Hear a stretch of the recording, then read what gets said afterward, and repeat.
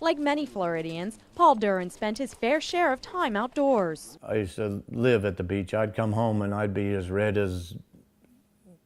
could be everywhere except where my bathing suit was. But Paul's fun in the sun caught up with him 9 years ago when he went to a doctor for a sinus infection and they discovered a melanoma spot on his back. After some slicing and dicing and 60 stitches later, they had were pretty confident that they had gotten it all. Nearly a decade later, Paul found himself back at the doctor's office seeking treatment once again for a sinus infection. A lot of coughing and pain in my chest and mostly just the coughing thing that was driving me crazy. I couldn't quit coughing. I kept coughing and coughing and coughing. This time his doctor ordered a chest x-ray to be on the safe side and discovered a spot on his lung. An MRI and a CAT scan revealed tumors throughout Paul's upper body, and a biopsy brought dreaded news. He sat down and he told us, he said that he was able to get a piece of it. It was a big enough piece that he was able to biopsy it and tell exactly what it was, what kind of cancer it was, and he wished that he could tell me that it was lung cancer. But it wasn't lung cancer. Instead, the melanoma Paul had 9 years ago had returned. This time it was stage 4 and was spreading internally. They had pretty much given me about 6 months to live. Paul had 2 rounds of radiation and is still on chemotherapy. The chemo will brings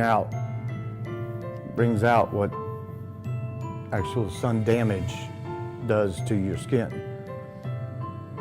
This is all from the sun that the damage that it did to my skin. All the red, you see the real red spots. I've got it here and I've got some on my back. The chemotherapy also left him in need of blood. Chemo depletes your hemoglobin and it attacks good and bad cells.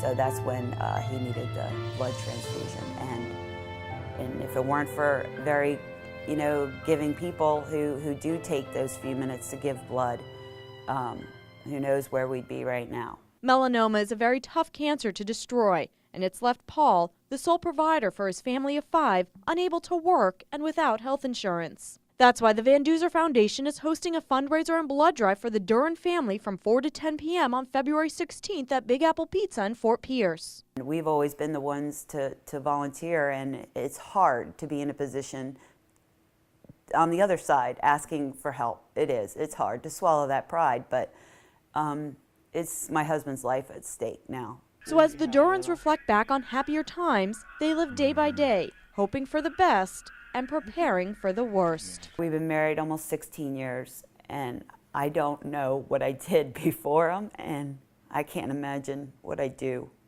without him. I'm Nancy Gay for Florida's Blood Centers, where local heroes are saving lives.